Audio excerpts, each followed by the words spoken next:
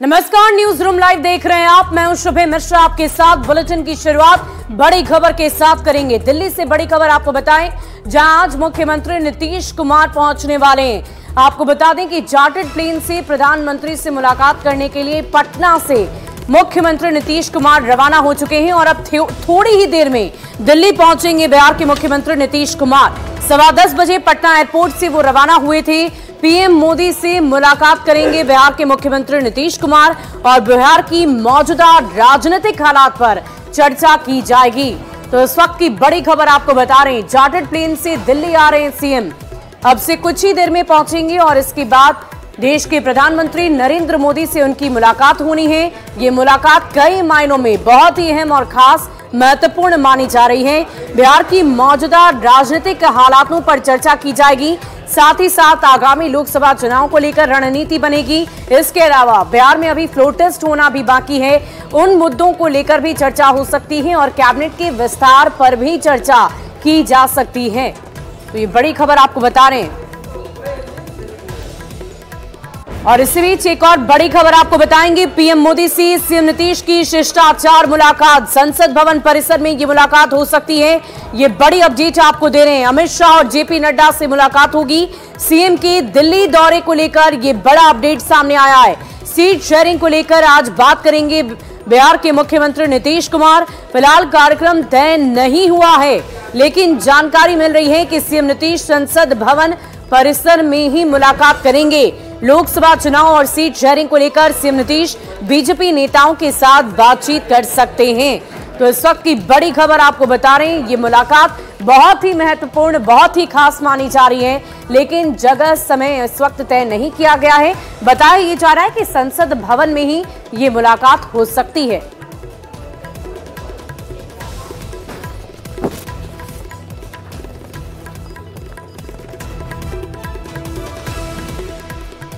और देखिए, बिहार के मुख्यमंत्री नीतीश कुमार आज प्रधानमंत्री से मुलाकात कर रहे हैं और ऐसे में इसकी चर्चा बिहार के सियासी हलकों में भी बहुत पुरजोर तरीके से की जा रही है।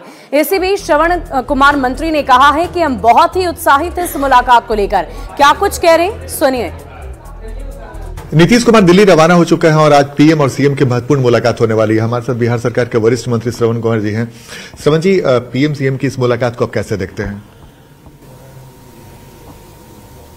प्रधानमंत्री से माननीय मुख्यमंत्री जी मिलने गए हैं, तो एक जो औपचारिकता है उसके हिसाब से मिलने के लिए यहाँ से गए।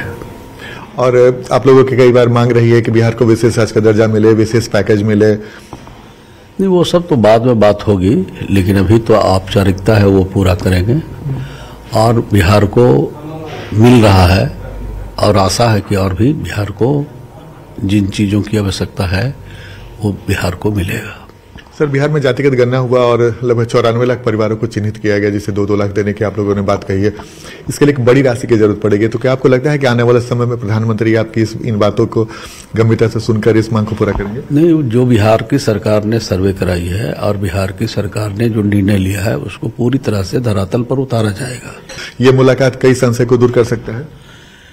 नहीं, कोई संशय नहीं है। बिहार में जो लोग चला रहे हैं, जो लोग आसान्वित हैं, वो मुगालपत में जी रहे हैं। नीतीश कुमार की नेतृत्व वाली सरकार पूरी तरह से सभी हमारे विधायक इंटैक्ट हैं। सर, एक आखिरी सवाल है, आज की मुलाकात के बाद आने वाले लोकसभा चुनाव पे इसका कितना बड़ा असर आप देखते हैं? लोकसभा के चुनाव के लिए हम लोग तो पूरी तरह से तैयार हैं और जब भी घोषणा होगी उसका हम लोग अनुपालन करेंगे और मैदान में कूदेंगे और इस बार 40 में 40 सीट हम लोग जीतेंगे। तो पीएम सीएम मुलाकात पर बिहार जेडीयू के वरिष्ठ नेता बेहद उत्साहित है और इनका दावा है कि इस मुलाकात में बहुत कुछ सकारात्मक चीजें बिहार के लिए मिलेंगी। और साथ में एक बार फिर से इन्होंने दावा किया कि एनडीए के आने के बाद बिहार में 40 से 40 सीट एनडीए जीतेगी और साथ में यह भी बड़ा दावा किया है कि बिहार में एनडीए पूरी तरीके से इंटैक्ट है, इस पर कोई असर नहीं पड़ने जा रहा है। कैमरामैन सुबोध के साथ आनंद अमृतराज, न्यूज 18 नेटवर्क, पटना। और इसी बीच स्वास्थ्य विभाग से जुड़ी हुई आपको बड़ी खबर आपको बताएं कि 19 सिविल सर्जनों को शो कॉज नोटिस भेजा गया है। 19 जिले के सिविल सर्जन को ये शो कॉज नोटिस इसलिए भेजा गया क्योंकि संक्रामक बीमारियों के आउटब्रेक का ये पूरा मामला बताया जा रहा है। रियल टाइम रिपोर्टिंग इन्होंने नहीं की, मरीजों के इलाज में लापरवाही का आरोप इन पर लगा है। राज्य स्वास्थ्य समिति की रिपोर्ट में बिहार पिछड़ा बताया जा रहा है। 85% से नीचे वाले जिलों पर एक्शन। रियल टाइम रिपोर्टिंग नहीं होने से टॉप 10 राज्यों की सूची से बिहार बाहर हो गया है और इसी को लेकर ये बड़ा एक्शन लिया गया है। बिहार के 19 अलग अलग जिलों के सिविल सर्जन पर, जिन्हें शो कॉज नोटिस भेज दिया गया है।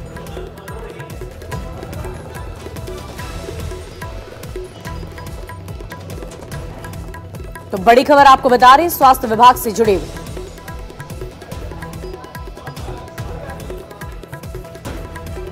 और बिहार में शिक्षकों का प्रदर्शन लगातार जारी है। इसी बीच डीएलएड अभ्यर्थियों ने ये मांग कर दी है कि बीएससीबी की तरफ से जो परीक्षा ली जा रही है उसमें उन्हें भी शामिल किया जाए, नहीं तो वो विरोध प्रदर्शन करेंगे और करते हुए आपको नजर भी आ रहे होंगे।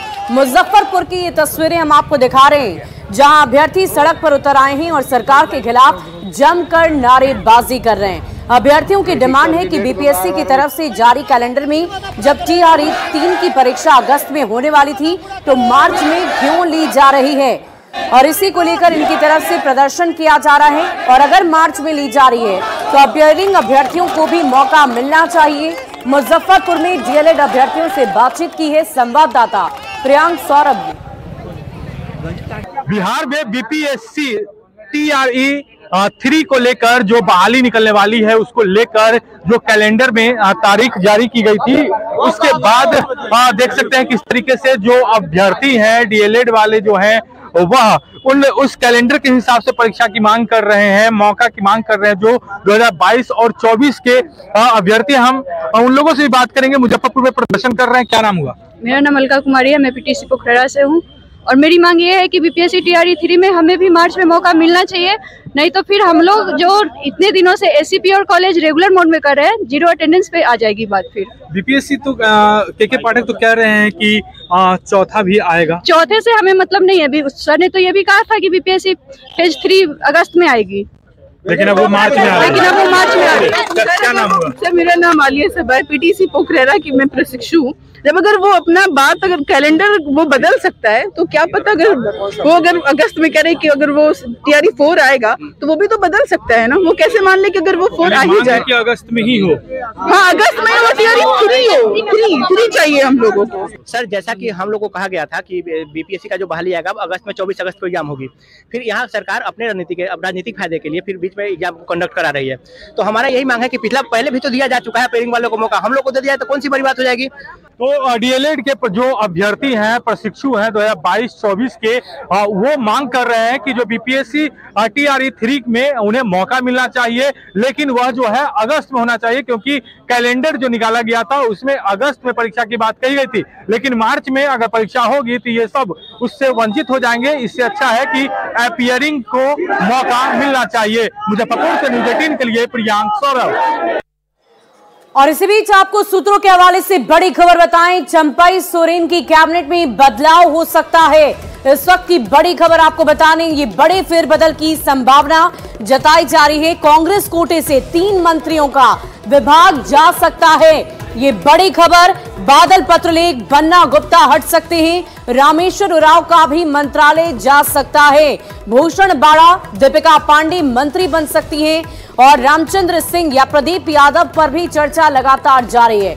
सूत्रों के हवाले से बड़ी खबर आपको बता रहे हैं। इस पूरी खबर की अधिक जानकारी के साथ संवाददाता निरंजन हमारे साथ फोन लाइन पर हैं। निरंजन, क्या जानकारी है, ये फेरबदल की संभावना आखिर क्यों? देखिए, अभी राजकीय अतिथिशाला जो रांची में है उसमें 4 घंटे बैठक चली। बैठक में प्रदेश प्रभारी राजेश ठाकुर और सभी मंत्री यहाँ शामिल थे और कई विधायक भी शामिल थे, लेकिन अचानक भूषण बाड़ा को यहाँ बुलाया गया। भूषण बाड़ा सिमडेगा से आते हैं और पहली बार विधानसभा पहुंचे हैं।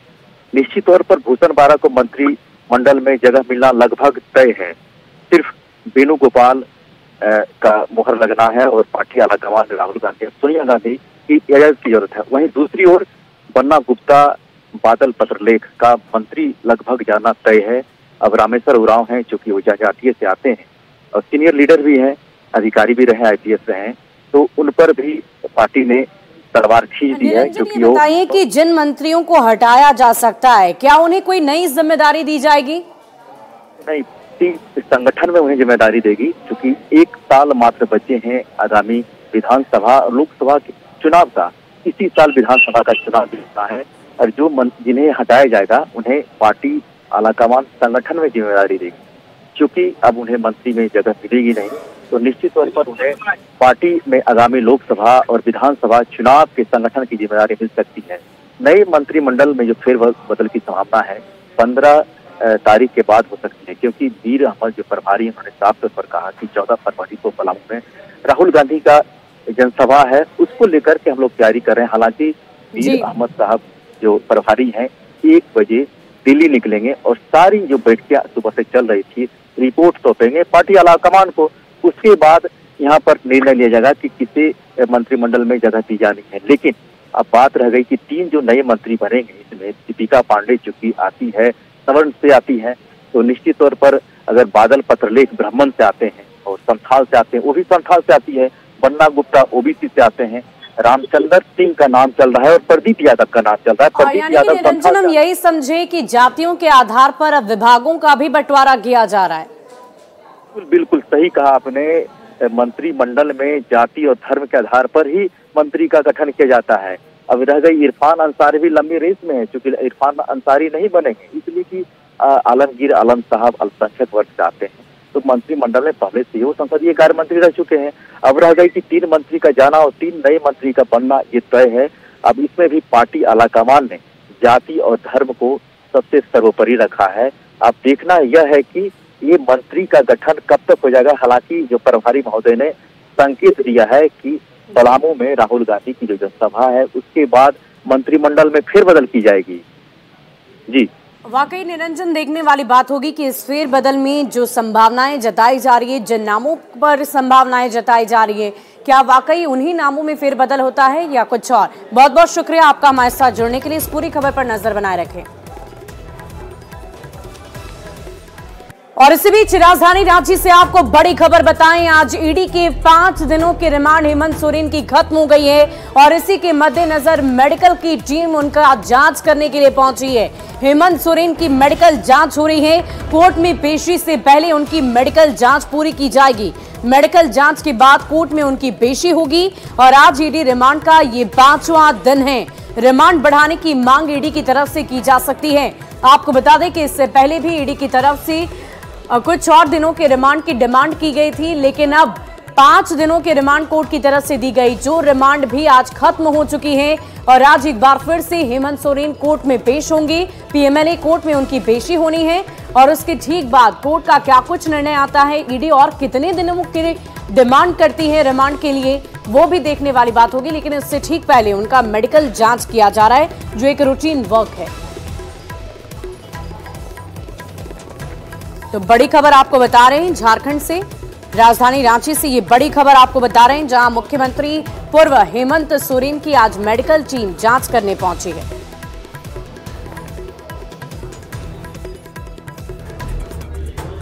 और बिहार में नियोजित शिक्षकों को सक्षमता परीक्षा देनी है, इस पर पुरजोर विरोध शिक्षकों की तरफ से दिया जा रहा है। लेकिन बीजेपी की तरफ से जीवन कुमार ने यह कहा है कि हम भी इन शिक्षकों का समर्थन करते हैं। स्थानांतरण को लेकर उन्होंने बिहार के मुख्यमंत्री नीतीश कुमार को पत्र लिखा है। क्या कुछ कह रहे हैं, सुने।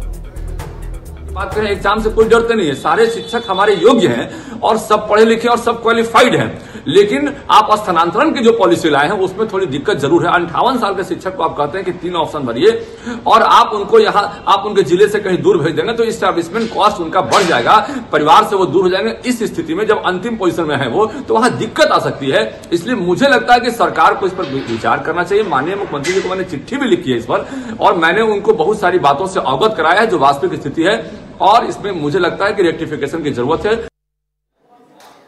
और इसी बीच मोतिहारी से आपको बड़ी खबर बताएं, जहां एक व्यक्ति की चाकू मारकर हत्या कर दी गई है। बड़ी खबर आपको दे रहे हैं, व्यक्ति की चाकू मारकर हत्या करने की खबर सामने आई। घटना रघुनाथपुर ओपी क्षेत्र के मजुराहा मुसहरी टोला वार्ड 32 की बताई जा रही है। मृतक की पहचान 55 वर्षीय किशुनदेव मांझी के रूप में हुई है। गांव के ही एक युवक पर हत्या का आरोप लगा है। घटना की सूचना पर पुलिस दल बल लेकर मौके पर पहुंची और शव को कब्जे में लेकर पोस्टमार्टम के लिए भेज दिया है। वहीं आरोपी युवक को गिरफ्तार कर लिया गया है। चोट सरी मार दिलक, मोटरसाइकिल लगा के मार के भागते रह गए। काहे ला मार दिलक? बिना जिया नहीं है। पहले से भी कोई विवाद हुआ? नहीं, वो पहले से सुन ना किछु नहीं, आई लेकर मारते भागते रह गए। और इस बीच बड़ी खबर आपको बताएं, बिहार के मुख्यमंत्री नीतीश कुमार दिल्ली पहुंच चुके हैं। बड़ी खबर आपको दे रहे हैं, दिल्ली पहुंचे सीएम नीतीश कुमार। पूर्व मंत्री संजय झा भी सीएम के साथ हैं। तो चार्टर्ड प्लेन से दिल्ली पहुंच चुके हैं बिहार के मुख्यमंत्री नीतीश कुमार। अब यहां से मुलाकात का क्या कुछ कार्यक्रम तय होता है वो देखने वाली बात होगी, लेकिन आपको बता दें कि 10:15 बजे वो पटना से रवाना हुए थे। चार्टर्ड प्लेन से वो सीधे देश की राजधानी दिल्ली पहुंच चुके हैं और आज उनकी मुलाकात होनी है देश के प्रधानमंत्री नरेंद्र मोदी से। इससे पहले की मुलाकात अगर आपको याद हो तो 9 सितंबर 2023 को G20 समिट में इन दोनों की मुलाकात हुई थी। लेकिन बिहार में नई सरकार के गठन के बाद, यानी कि एनडीए की सरकार के गठन के बाद ये पहली मुलाकात है और कई मायनों में बहुत ही महत्वपूर्ण है, क्योंकि कुछ प्रमुख ऐसे मुद्दे हैं जिन पर बातचीत होनी है। यहाँ मुलाकात कहां पर होगी इस पर अभी संशय बरकरार है।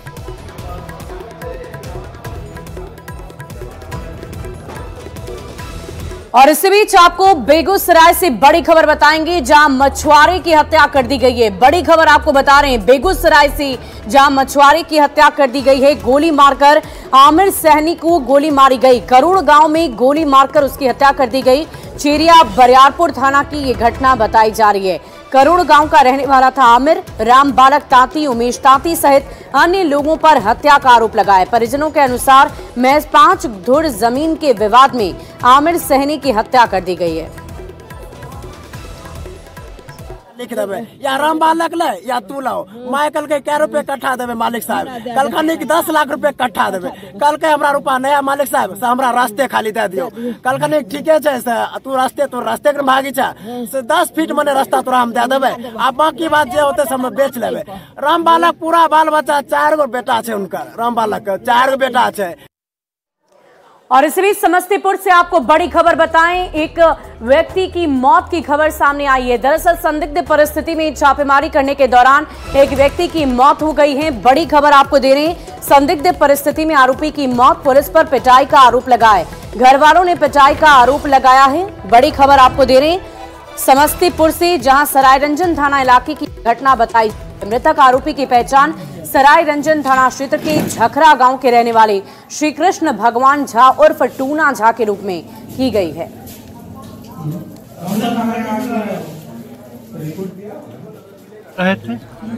और बिना चप्पल ठंड के समय में और बिना चादर का उनको घसीट के ले जाने लगे। मेरे विरोध करने पर मेरे साथ भी गाली गलौज की गई।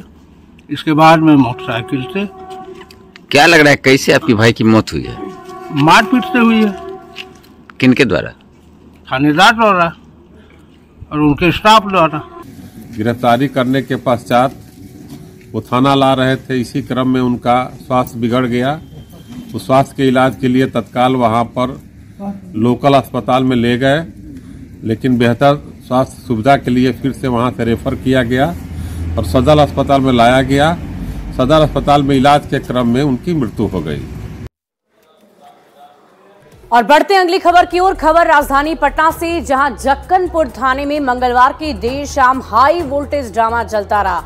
ये पूरा मामला प्रेम प्रसंग से जुड़ा हुआ बताया जा रहा है। दरअसल प्रेमी प्रेमिका दोनों आपस में ही भिड़ गए। खींचतान के बीच महिला प्रेमिका के सिर में हल्की चोट भी आई। दोनों पक्षों ने एक दूसरे के खिलाफ थाने में लिखित शिकायत दर्ज कराई है, जिसके आधार पर आगे की पुलिसिया कार्रवाई की जा रही है। दोनों लंबे वक्त से प्रेम प्रसंग में थे। लड़का का नाम सन्नी कुमार यादव है, जो पटना के फुलवारी शरीफ का रहने वाला बताया जा रहा है। पुलिस ने बताया कि लड़की के द्वारा एक लड़के पर आरोप लगाया गया कि लड़के ने मीठापुर में मेरे साथ मारपीट की है। लड़की को चोट भी आई है। उनके आवेदन के अनुसार उचित धारा में आगे की कार्रवाई की जाएगी।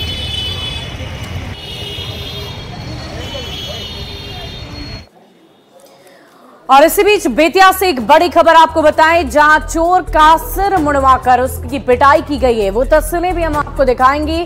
बेतिया से बड़ी खबर आपको बता रहे हैं, जहां चोर को गांव वालों ने जमकर पीटा है। लौरैया थाने का ये पूरा मामला बताया जा रहा है कि आरोपी लौरैया के चटकल चौक से एक साइकिल चोरी करते हुए पकड़ा गया और चोर को पकड़कर पहले उसकी जमकर धुनाई की गई और फिर उसके बाल मुड़ने लगे। इस पूरे घटनाक्रम का वीडियो भी लोगों ने बनाया और उसे सोशल मीडिया पर वायरल कर दिया गया है। मुख्य सड़क पर घंटों तमाशा होते रहा और लौरैया थाना की पुलिस पूरे मामले से बेखबर रही।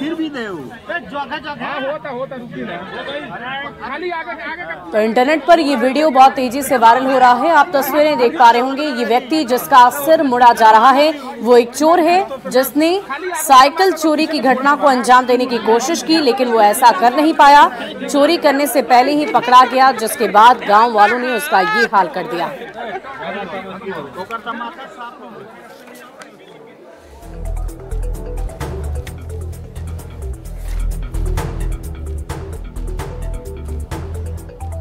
और फिलहाल इस बुलेटिन में अभी के लिए बस इतना ही। आप बने रहे।